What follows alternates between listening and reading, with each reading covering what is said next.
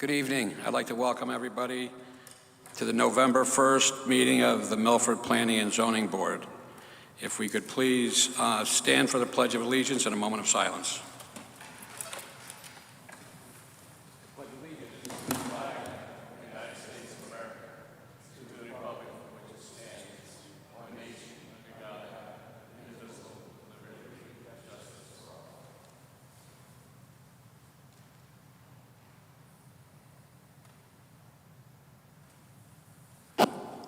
Thank you.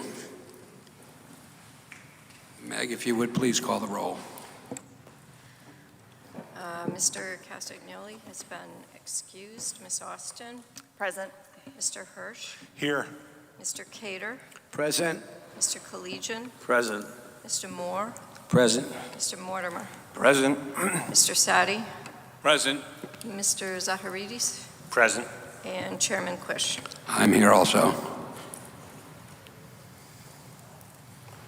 First order of business is executive session. Primrose Development LLC versus the City of Milford Planning and Zoning Commission, discussion regarding pending appeal by applicant. Who's going to join us? We have John. Me. Yep. Mr. Griffith, do you join? Yeah, you're invited. So we are now in executive session.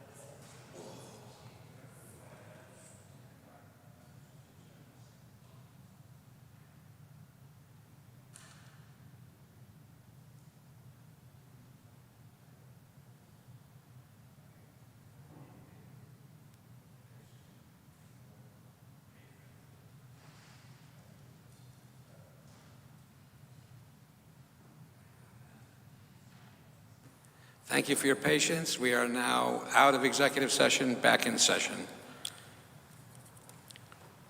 First order of business, vote by January 6th, 0 Quarry Road, petition of Jeff Adelino for a waiver under subdivision regulation 6.4 to an approved subdivision to allow overhead utilities at map 101, block 807, parcel 9R, of which Black Lab Investments LLC is the owner.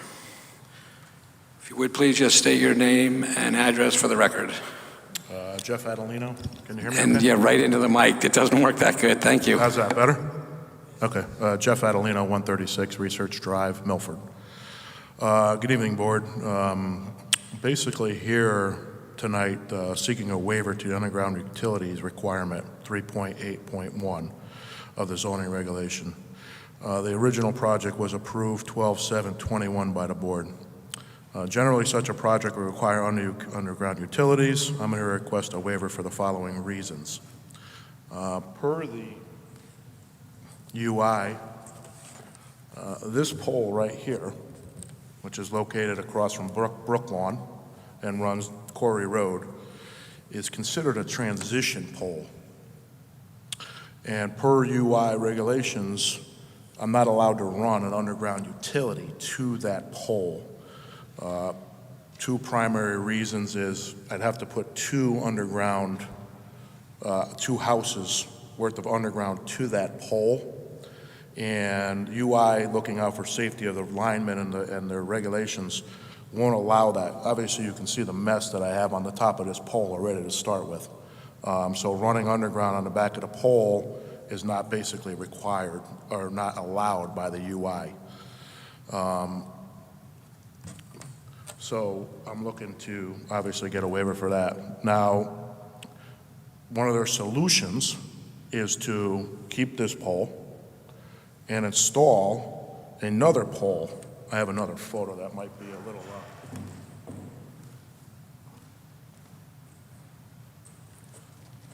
a little clearer. So this pole is the existing pole. This is my driveway basically coming into the house. They want to stick a pole right here. So now this person backing out of this driveway here is going to have two sightline issues coming onto Quarry Road. Now, I'm sure most of you have been down Quarry Road. You know that's a pretty traveled thoroughfare. So that was one of the major concerns when the project was originally approved. The Milford Police Department, I met out with Officer Kraniak on the site when this was in the infancy, was a sightline issue. Up here, farther on Quarry Road, there's a turn that comes down, and he was concerned about cars pulling out of the driveway and having a sightline issue up Quarry Road. So by installing another telephone pole, basically this guy's going to have to see around two telephone poles to pull out of his driveway.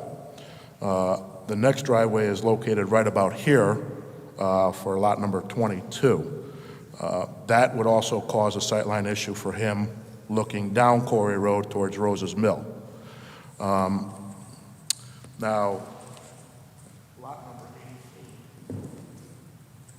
lot number 18, or house number 18, is this house located here. This telephone pole all the way down here is meant to service this house. Two issues I have. One issue is I'd have to go through a wetland in order to get to that telephone pole. Also, per wetlands approval, I have to install a rain garden in that divot down there to handle the runoff from all the lots. So obviously I can't do that, which now makes me install another telephone pole to feed this house. So I'm basically looking for a waiver because I don't want to line the street with poles. The second thing is all the houses in this neighborhood are all overhead existing. So the project would still fit in to the neighborhood. And this is I don't know how to say it, but I don't consider this, and I've done plenty of subdivisions in Milford, obviously, you guys know. This is on an existing street. Existing utilities, I didn't put a road in, I didn't put any other utilities in, water, sewer, everything is there. So, I'm looking for the board to basically give me a waiver and allow me to go to overhead and eliminate having the possibility of installing all these extra telephone poles and creating sightline issues. So, that's why I'm here. Any questions? Great, thank you. Does anyone have, questions for the applicant? Yes, Etan. So just to be clear, you want this waiver as a safety measure for the people in that area? Correct. Thank you. Go ahead.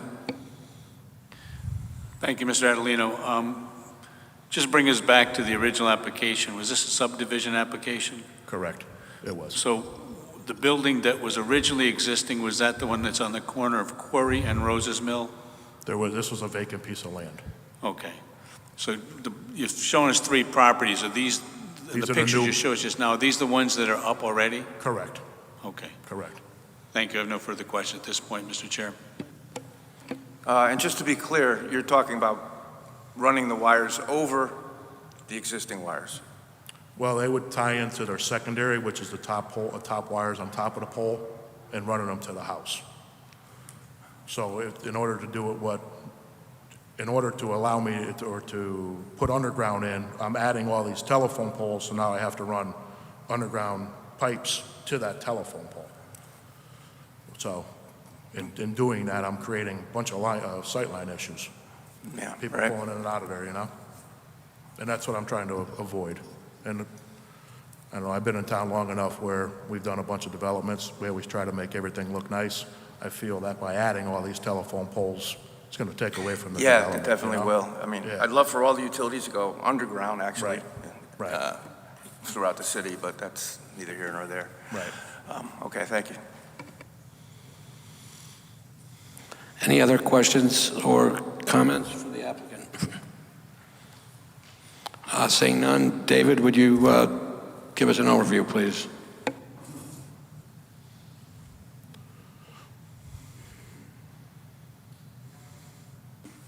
The applicant is looking to waive the subdivision requirement 3.8.1 to place utilities above ground. The subdivision was originally approved on 12/7/21 and is currently completing construction. The board may approve the waiver in accordance with section 6.4 of the subdivision regulations, which read, if we skip under, he's looking for waiver first of 3.8.1 underground utilities, and then section 6.4 of the regulations state that the board may vary, subject to appropriate conditions, such requirements of the foregoing regulations as, in its judgment, of the special circumstances and conditions relating to a particular subdivision are not requisite in the interest of the public health, safety, and general welfare. When making its determination as to the improvements to be required, the board shall take into consideration the prospective character of the development, the interests of the city as a whole, and the purpose and intent of these regulations. And then when you vote for this, 8 members of the board are required to vote in the affirmative for the waiver to pass. Thank you. There's reference to the purpose and intent of this regulation. Would you say that that is primarily for subdivisions that are wholly new as opposed to being on an existing street? I can't speculate. I mean, it's the language is the language. It doesn't say anything about having a new street or not having a new street. It's just saying, a subdivision. So that's up to your interpretation. Can you tell us when this regulation came into the book? It predates me, I could tell you that. So I've been here 20 years. I would have to go back and look to see how much farther it is before me. Yeah, one more question. So just with your experience as a planner, what would you presume the intent of this to be? Obviously, to put the utilities underground, but what is the larger, higher level look at that? The intent of our regulations is to have utilities underground. If there's a circumstance where for some reason that can't happen for a particular reason that's unique to the property, then maybe that's something you consider. The concern I would have here is we don't have any documentation from the utilities saying that this is the way it has to be. You were given information, you can weigh the information you were given. I would just question, well, okay, we hear from the applicant that the utility company is saying this, but we have nothing from the utility company corroborating that. Thank you. We are one member shy tonight. There's only 9 members here. We'll give you the opportunity to postpone this and come back when there's a full board. It might be better off for you, be better odds anyway.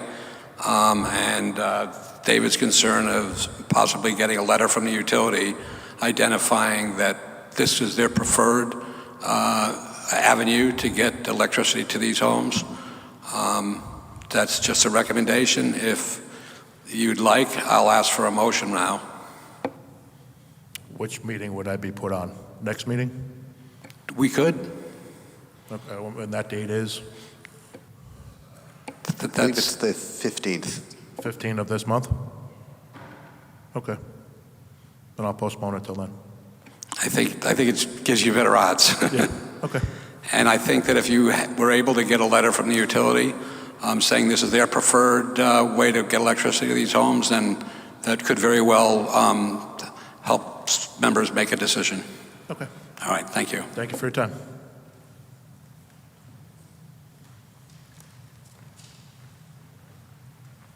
Next order of business is the extension of moratorium 22-7, petition of the Planning and Zoning Board for an extension of the existing moratorium while a new proposed section 6.4.2 regulation for non-conforming lots is drafted. David? As the board may remember, we enacted a moratorium so the board could have a chance and the subcommittee could have a chance to develop a new regulation to take the place of 6.4.2, which the board had previously removed. But now there's evidence that we need a new regulation to replace it. So there has been one regulation subcommittee meeting, and then where we didn't get a chance to talk about this particular issue because we were busy talking about the accessory apartment issue. But there is an upcoming regulation subcommittee meeting on the 8th, when this will be back on the agenda then. But in the meantime, until we have a regulation that we can bring to public hearing, we're asking that the moratorium be extended until February 28th. Because. Thank you. Any questions or comments from the board? Eitan. Thank you, Mr. Chairman.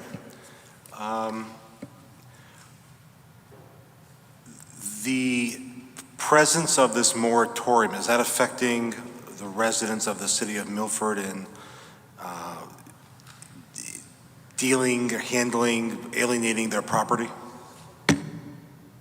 Well, I think there are probably people who are in a holding pattern trying to figure out whether or not, depending on the regulation, they'll have the ability to have an extra lot or not have an extra lot that they can develop. But is that affecting, members of the community who wish to sell their property or purchase property from doing so because of the presence of this moratorium. I remember I raised this issue back in June. I was concerned that this moratorium would have an effect on the alienability of property, and now you're going to extend this, what I consider to be a hardship and a prevention of people to do what they wish with their property for another 90 days or, 90 days or so.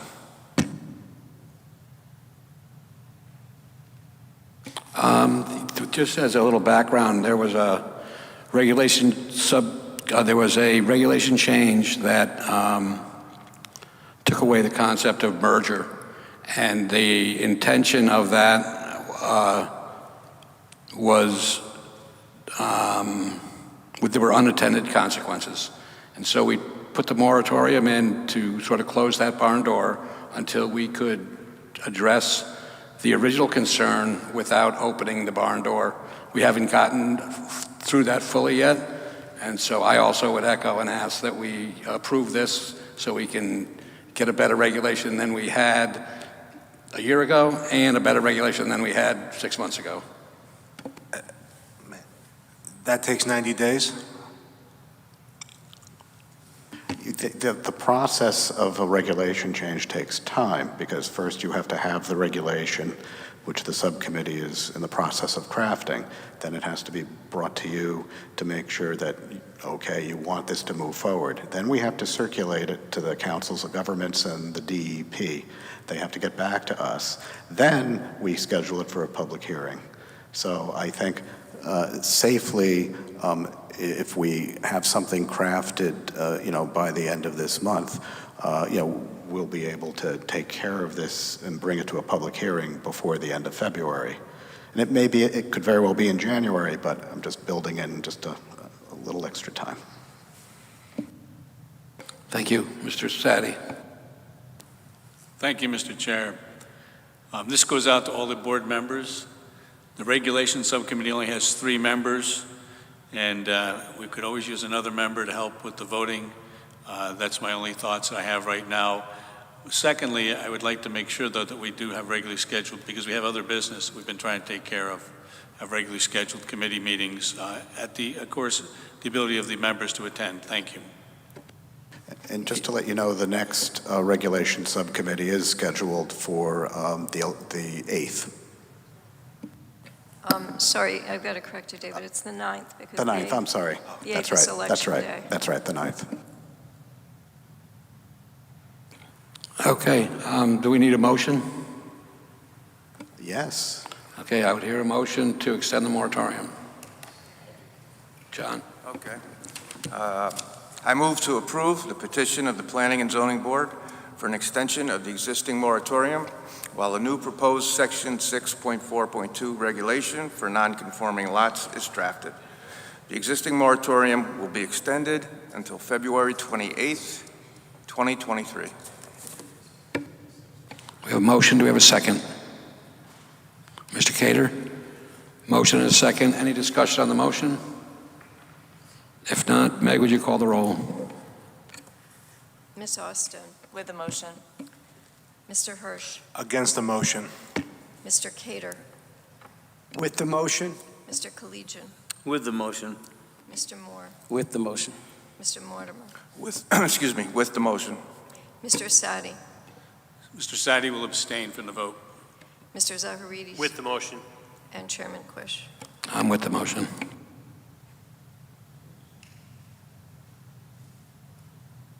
Next order of business is a public hearing, closed by November 16th, vote by January 20th. Proposed regulation change 22-4, petition of Kevin Crusading Esquire for a change to Article 7, Sections 7111, 7112, and 7113 to change site plan review procedures. The applicant has the floor.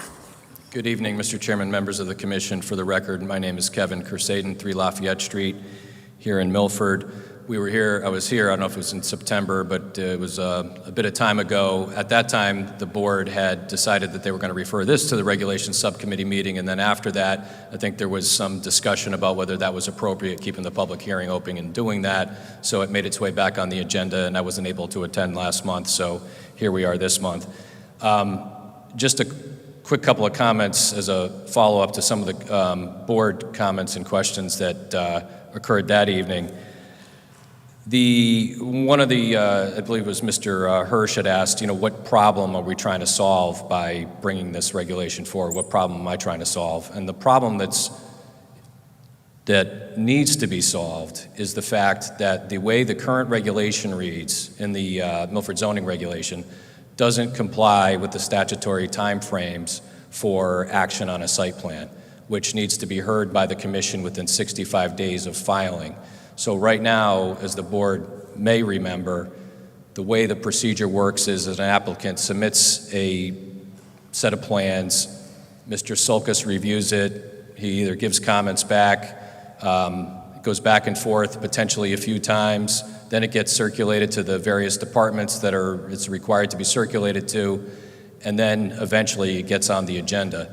The problem with that is it's not necessarily the fact of whether there is a delay or what percentage of applications are delayed or who's the reason for the delay. The problem with it is that the statute requires that the board hear it within 65 days, and the Milford zoning regulations, the way they're set up, they allow for either discretion, delay, or another process that prevents or potentially prevents the application from being heard within 65 days.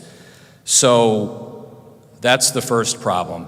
The second comment I wanted to make was that, that the current reg leaves it open to the city reviewer, whoever that is.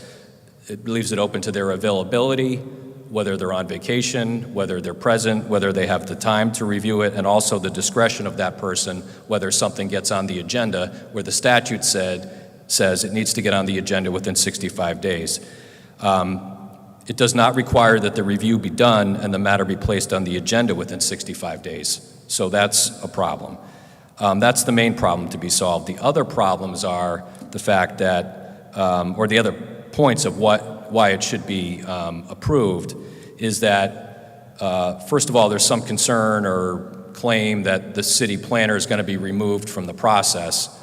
The proposal just adds the ability for the city planner's supervisor, the director of permitting and land use, to appoint somebody else to review whether, the reality of it based on the department, the way the department's organized right now and the staffing, is it's probably going to be the city planner anyway, but it would allow that responsibility to be delegated to somebody else. Right now, the city planner, according to the regulations, has the ability to delegate plan review, but his supervisor, the director, does not. So this is something that the board should seek to correct.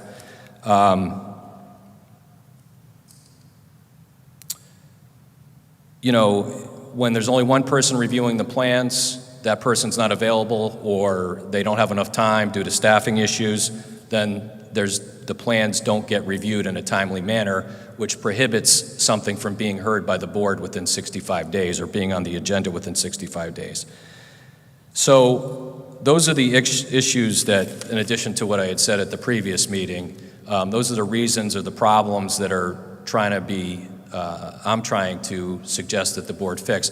The other thing the board should consider is that there's going to be additional regulations that come down, there's going to be additional regulatory requirements, and the board should be vigilant to try to keep the application process as efficient as possible where it can, so that you don't end up in a situation where it takes a year or 2 or 3 years to get through the process. I know that sounds like a laughable matter, but, and Milford's not the size of San Francisco, for example, but San Francisco I read something today that, could take up to 5 or 6 years. That didn't develop overnight.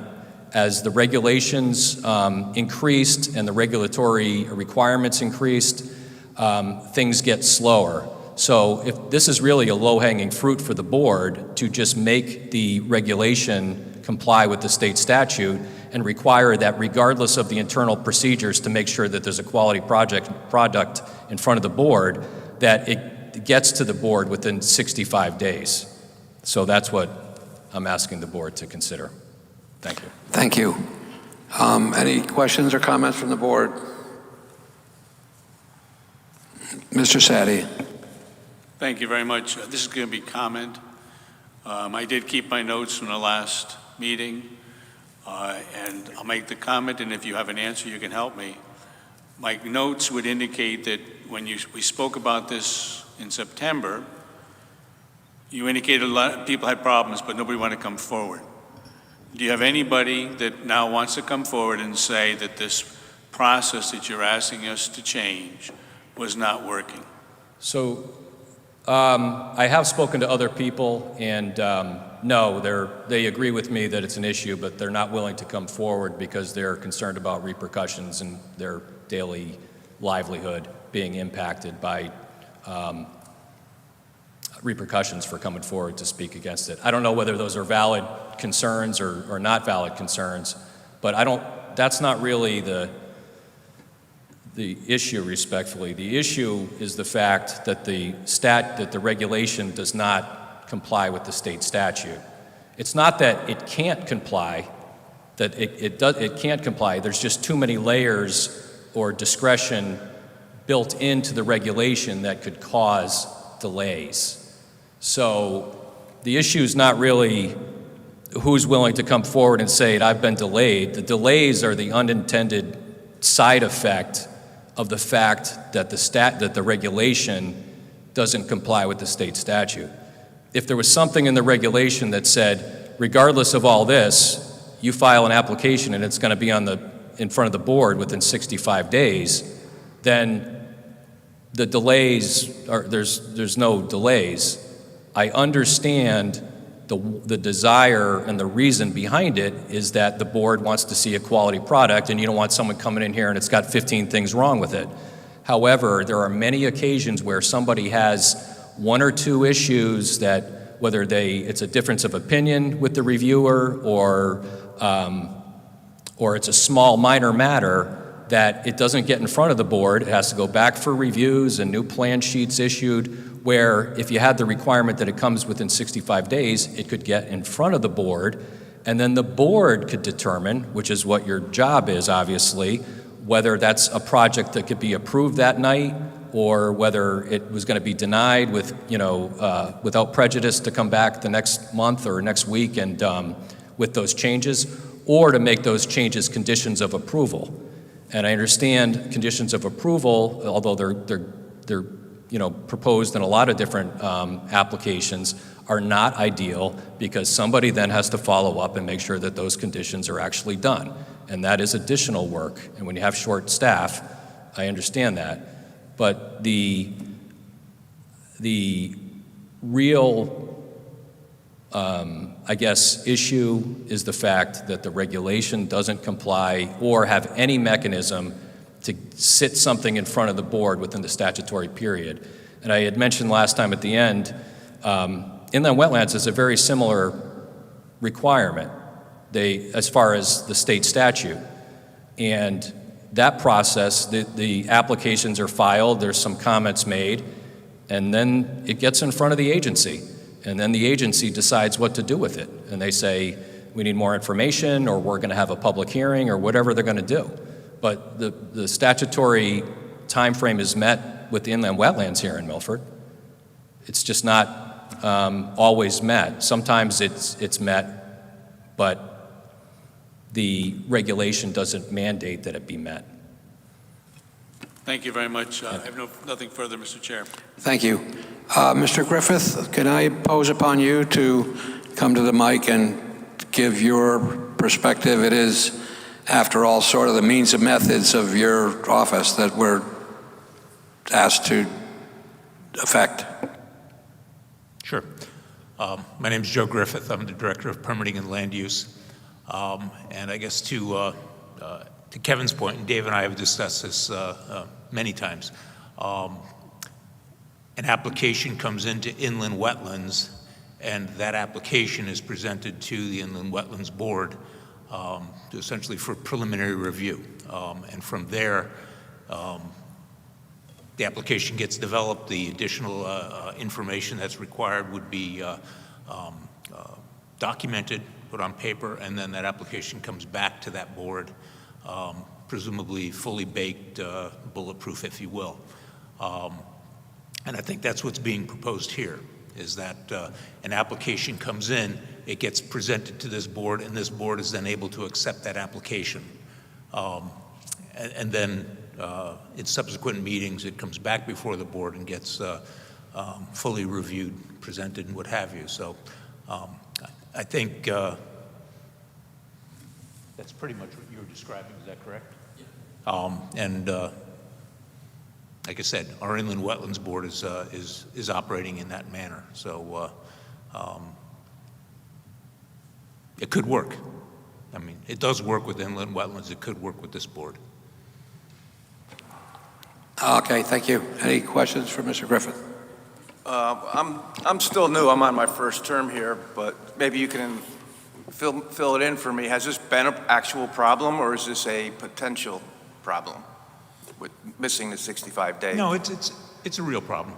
I don't mean, it's happened. It's Yeah. Okay. I mean, I think the concern here is that at no point does the clock officially start, right? The application comes in, it's getting reviewed, it's based on our workload, frankly. We're sometimes able to get to things quickly, sometimes not. But like I said, there's no time to start the clock. Mm-hmm. Once that clock has started, it comes before this board, it goes through relatively quickly. But I think that's the real concern, and that is, yes, it has been a problem. All right, good. Thank you. Carl? Just a quick question. What are the consequences or repercussions if that 65 days isn't met, if we are to approve this application? As I said, I don't think we've been put in the position where we've started the clock and run the 65-day clock out. I think, as I said, I think the real concern here is there's no formal starting the clock, if you will. No formal set date at which that 65-day clock starts running. Do you feel that this regulation change addresses that issue? Yes. I mean, I think that the regulation change is putting us in a position where, we would have to be. What is the start the clock date? The day it's handed across the counter? No. The meeting after the application is handed across the counter, this board would be notified that we have an application come in. And I believe then that would start the clock. We would have 65 days to, is that correct, Dave? That would be correct. Okay, thank you. And then I want to elaborate when... Thanks. So just to be clear, are you in favor of the board approving this regulation change? Sorry.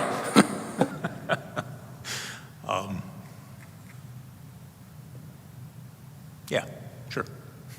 Okay, my thank you. discussion with Dave was, if the board did approve this regulation change, there'd be nothing stopping us from, through the regulation subcommittee or through any other method, to come back and say, we'd like to propose to further change the regulation. Right? Understood. Thank you. So just Carl. to finish my question, what are the, like I said, repercussions if they don't meet the 65 days?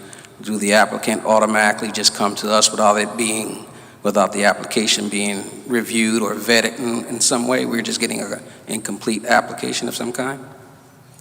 I believe, Dave, help me here, please, on the 65th day or whenever it is, the board has the ability to turn down or not accept the application, or they are compelled to approve the application. Is that correct? No, on the first day that you bring it to them, that it's accepted, the board looks at it, and you have to make a determination whether or not it's a complete application and acceptable to you. So that's Again, one of I your think concerns then, David, that we're going to get applications that are incomplete.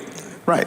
You're going to get applications that are incomplete, and then you're going to send them back to the applicant, and the applicant will at some point come to you again, and it can happen again, and again, as it does in inland wetlands, which, by the way, only looks at one thing, wetlands. Their regulations are this big. Your regulations are this big. Let me clarify something. Because again, I think the question was after 65 days, what are the ramifications? But I think more specifically, the first day that this any application is presented to the board wouldn't be asked to make a decision on it, right? It's notification that you have an application in front of you and that clock has started running for 65 days.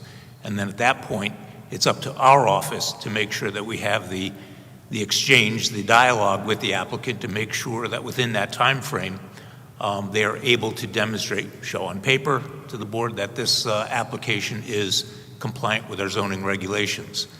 If it fails to show compliance, I believe it would be incumbent on at least the intelligent applicant to pull their application. Is that correct? Rather than have it go in front of the board and be essentially certified as non-compliant. And the other issue is, unlike inland wetlands, or us compared to inland wetlands, we are required to send applications to other departments for their review. Inland wetlands doesn't do that. So that's the reason that it sometimes takes time. And as Mr. Griffith alluded to, getting applicants to actually update and change their plans takes time. We don't deliberately delay anything. It's a collaborative effort to get things done. And just two other points. I talked with the city attorney about our regulations, what we have now, and he said to me that what we have is legal and it's fine. You can change them, that's up to you, but what we have in place is fine.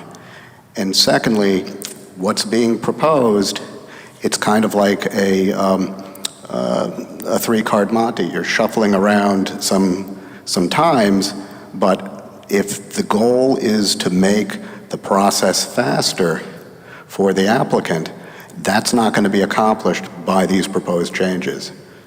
It's just going to be shifting, instead of getting everything ready and making the application bulletproof, and it comes to you and you act on it that night, which is what you do. This is going to be a multi-visit process. The applicant's going to come to you at least 2 times and probably more for you to vet and weigh the applications. And again, that's your choice. If you want to be more hands-on, you can do that, because that's what the Inland Wetlands Board does with the very narrow scope that they have, which is wetlands. Yours is a much greater scope. It also could be the case that incomplete applications are just denied, and the applicants will learn to get a complete application in front of the board. You could. Yeah, but I mean, who's that benefiting? Is that making the application process go any faster on behalf of the applicant? I'm not sure. I'm not sure about that. It's a pig in a poke at this point. Yeah. Mr. Chairman, and I think to Dave's point, there is, between the time, whenever it is, the board hears that this application is in place and the 65-day clock starts running. Again, I think the classic circumstance would be there is nothing prohibiting that application for, at the same time as we are going through the 65-day review period, to also be in front of inland wetlands.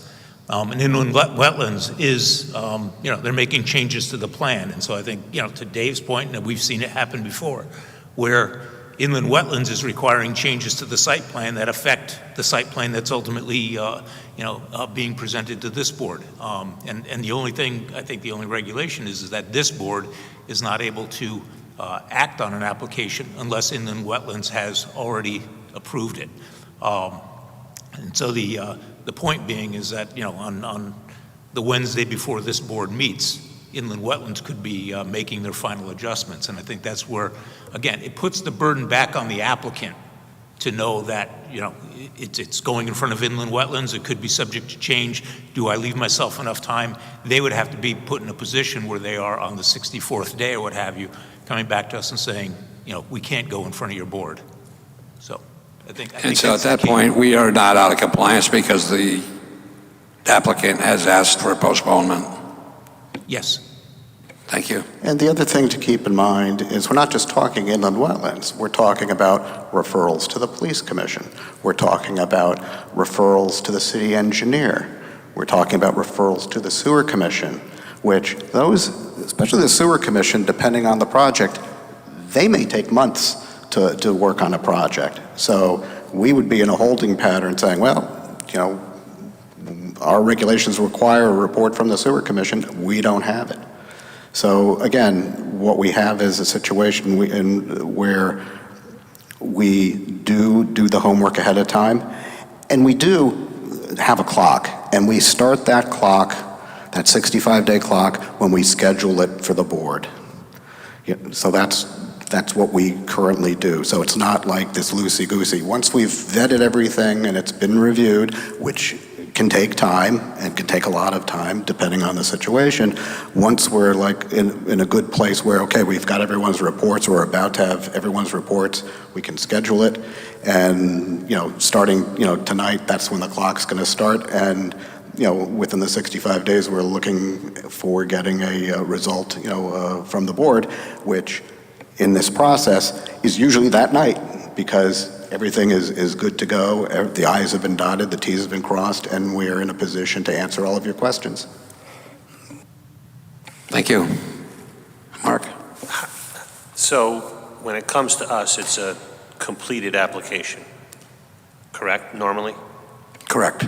How would we, and I'm just telling devil's advocate, how would we know if something was missed?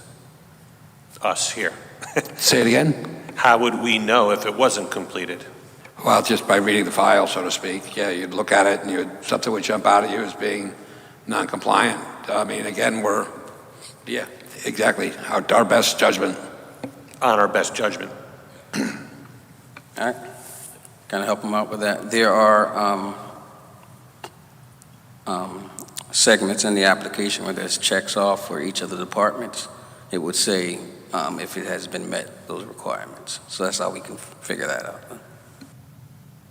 And also, David would have provide us an overview, and he would be able to say, I'm not able to certify that this is fully zoning compliant.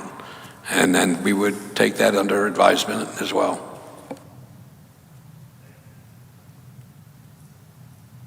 Any other questions or comments? Would the applicant like to speak again? Sure, thank you. So, Mr. Moore, to answer your question, if something is a pure site plan, it doesn't have a special permit or anything else attached to it, if 65 days go by, it's automatically approved. That's the hammer that hangs over the statute. The statute was designed so that you wouldn't have an ongoing process and something would get in front of the board relatively quickly and adjudicated. So all of the plan reviews and all of the reasons Mr. Sulkus is saying, you know, you shouldn't approve this, all other municipalities face the same statute. And so what happens is you file the application, and then at the next meeting, it's accepted by the board. Board doesn't act on it. The board doesn't do anything with it necessarily. It's accepted by the board, and then the 65-day clock starts ticking for the site plan application. So all of these referrals to these other departments, other municipalities have the same issue. And so how would somebody know whether it was compliant or not, like Mr. Moore and Mr. Quish had said, is that the reviewer will, I'm sure, give you a report and say it's not, you know, it's not a complete application. So you would have that information.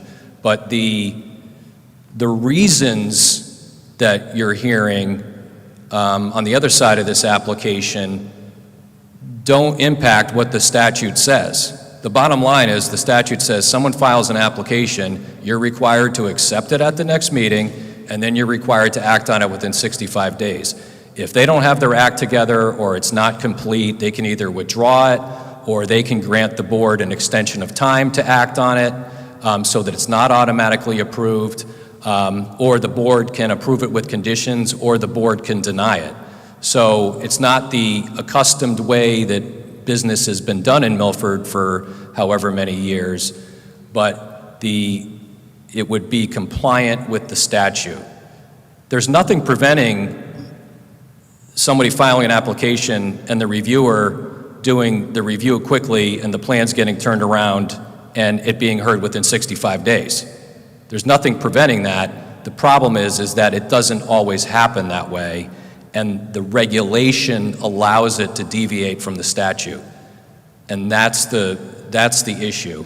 So either sometimes the regulations require either a different task organization of the department, or they require additional funding, or maybe there's an additional person that needs to be hired, or maybe the applicant can decide, the board can say, well, if you don't like the time frame, you can pay for your own third-party review, and then you can get it done quickly. I don't necessarily think that's fair for an applicant who's paying application fees and taxes, but that's also another way to go about doing it. But the way the regulation is currently written needs to be adjusted to comply with the statute. Thanks. Thank you. Does anyone see a reason to keep the public hearing open? Seeing none, we will close the public hearing. And without further question or comment, we can entertain a motion and then have further discussion. Go ahead, Mr. Sadi.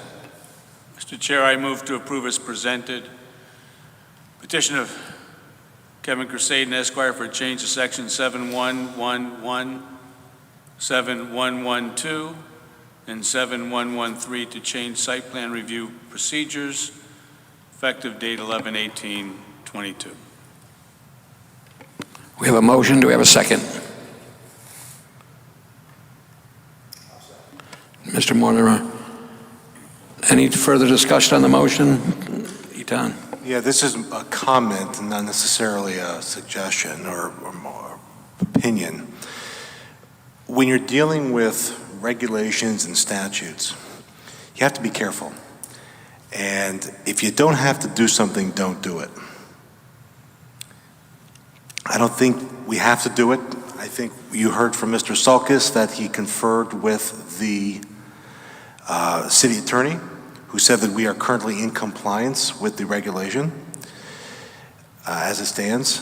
And if we don't have to do something, I would advise not to do it. Thank you.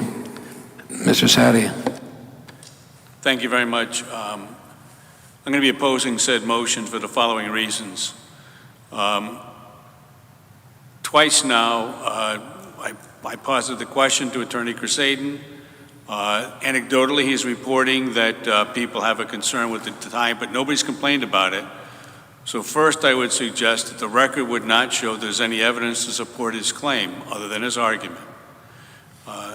The other parts of the application that he makes, I submit, are covered by either DPLU regulations, and the statute is being followed by the individuals that are tasked with that in the city of Milford. The third reason that I do oppose this, and some of you may have noted that I've been asking certain applicants, I think most of them were site plan specifically, if they were noting differences and problems with the time, and almost everybody, at least in my memory, said yes. So the evidence on the record is just the opposite of the claim of Attorney Crusaden, and I will be opposing said motion. Thank you. Thank you. Any further comments? Seeing none, if you would please call the roll. Ms. Austin? With the motion. Mr. Hirsch? So this is a motion to approve Correct. the recommendations. Against the motion. Mr. Cater? I'm against the motion as well. Mr. Collegian? Against the motion. Mr. Moore? Against the motion. Mr. Mortimer? I am against the motion. Mr. Sadi? Against the motion? Mr. Zaharidis? Against the motion. And Chairman Quish. I'm with the motion, but the motion fails. Thank you for your time and your effort, and I appreciate your instinct to try to make the process work better. Thank you.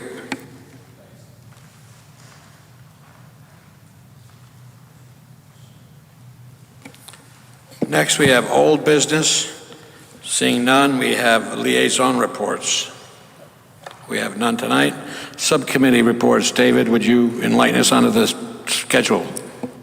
Okay, so we're going to do our best to stick to our schedule, which is the week after the first meeting of the month.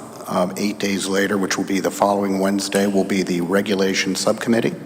So next Wednesday, which is the 9th, as I was corrected, will be the Regulation Subcommittee.